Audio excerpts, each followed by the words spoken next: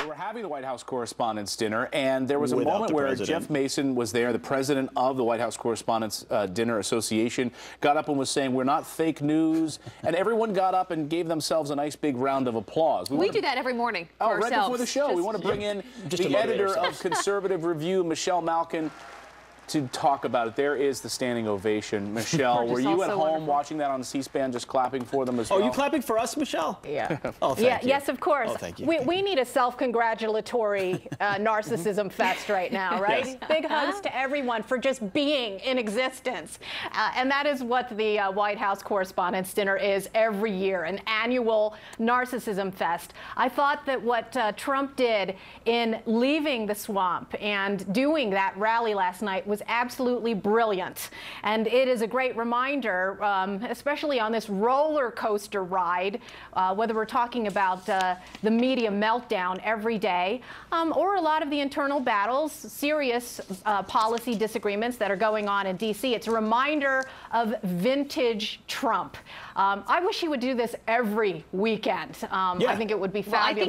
I think he would love that. You can see him. I think he's most in his element when he's out doing these rallies with the American people. But speaking of last night, the White House Correspondents' Dinner, there were some uncomfortable moments at times when Hassan, who I think he's a correspondent for the Daily Show, which, by the way, is a fake news program. but here's some of the jokes that he had. We gotta address the elephant that's not in the room. The leader of our country is not here. And that's because he lives in Moscow. It is a very long flight.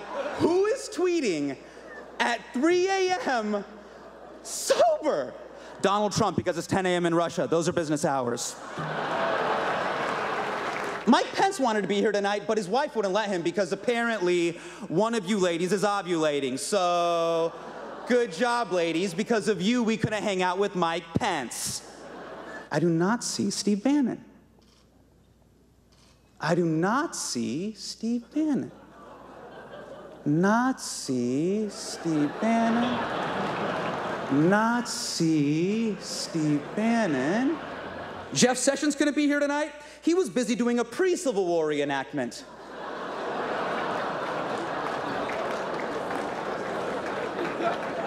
On his RSVP, he just wrote no, just no, which happens to be his second favorite N-word.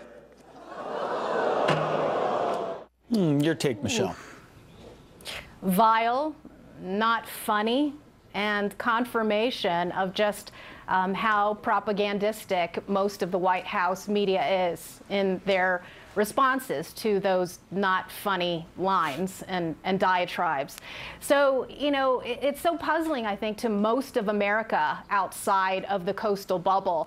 And Donald Trump had it absolutely right. This is an annual gathering of news fakers and Hollywood America haters and Trump bashers who get together to convince themselves that they are absolutely indispensable to American democracy and our constitutional republic. And they've become more diminished and more irrelevant and more exposed than ever, thanks to the Trump White House and the Trump administration and campaign. Well, it's a great point. And speaking of being exposed, Jeff Mason, who's the head of the White House Correspondents Association from Reuters, went on a big diatribe of we're not fake news, we're not failing news. But he also had to acknowledge that press access under President Trump has actually been very good. They've talked more to reporters, had more press conferences. So what ultimately are they complaining about?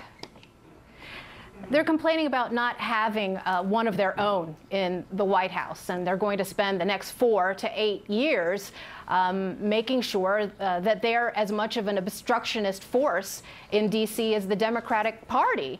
You know, here's the issue, of course, is that all of a sudden these people have rediscovered their commitment to the First Amendment. You know, last night some of them were tweeting about a pin that was left on every chair or at every table that says First Amendment. And I would love to have been in that room only for one reason, which is to give these people a pop quiz and ask them if they actually know all 5 freedoms that are guaranteed by the First Amendment, because they think it's all about their own protection as opposed to the rights that are guaranteed to everyone else. Where were these people when the First Amendment rights of conservative speakers, whether they're at Berkeley or Middlebury or UCLA, have been threatened? They don't care about those. It's free speech for the White House press corps and nobody else. Did you hear anything, or have you seen anything among your media friends to give you some hope that there is some period of self-reflection? Remember, the New York Times after the election was sort of somewhat admitting that they needed to come down out of their skyscraper and get in touch with the American people, maybe doing a Mark Zuckerberg style drive around the country and actually meet the voters. Have you gotten any sense of that from your media friends? Very little introspection from the White House press corps. And I think that's why the alternative media that I have been working in for quite a while now, you can't even call it new media, I guess old new media, all the social media alternatives out there. And I've made my career as an internet entrepreneur, founding 2 companies to try and circumvent so much of the corporate media left-wing monopoly, now with CRTV and conservative review, and more people are realizing they have choice, and choice is anathema to these people who have had such an iron grip on the media for so long. That's why they're so worked up and melting down. Yeah, you're Careful. Right. Well, Careful. Michelle, also happening yesterday in Washington, D.C. was this climate change march that drew some people from the left, including Al Gore, Leonardo DiCaprio, who has now become really the face of the climate change movement. I don't know if you were there yesterday in the march, Michelle, but have they solved all of our problems? You know what? These are green eco-freaks, eco-radicals, and eco-hypocrites. You know, you've got Al Gore and Leonardo DiCaprio lecturing us and the rest of the world about what we need to do to conserve energy when they're on a new Gulfstream jet to board a yacht in, the next Caribbean island, or Turks and Caicos. These people are all about preaching environmental conservation while they live high on the hog. And then, of course, you've got eco-hypocrites like Tom Steyer, who I did an investigative series on for CRTV, a billionaire who is now making his name as an environmental radical when he made all of his money in the oil industry. These are the people who are leading the charge. And then, of course, didn't these people just have a march for science last week for rationality and their commitment to scientific principles, who now are, preaching the cult and religion of climate change? They're talking about melting and ice caps melting and no more snow. We just got a foot of snow here in Denver, and they really hate that when you point out, their climate discrepancies. Weather is not climate change, except when they claim it is. Sure.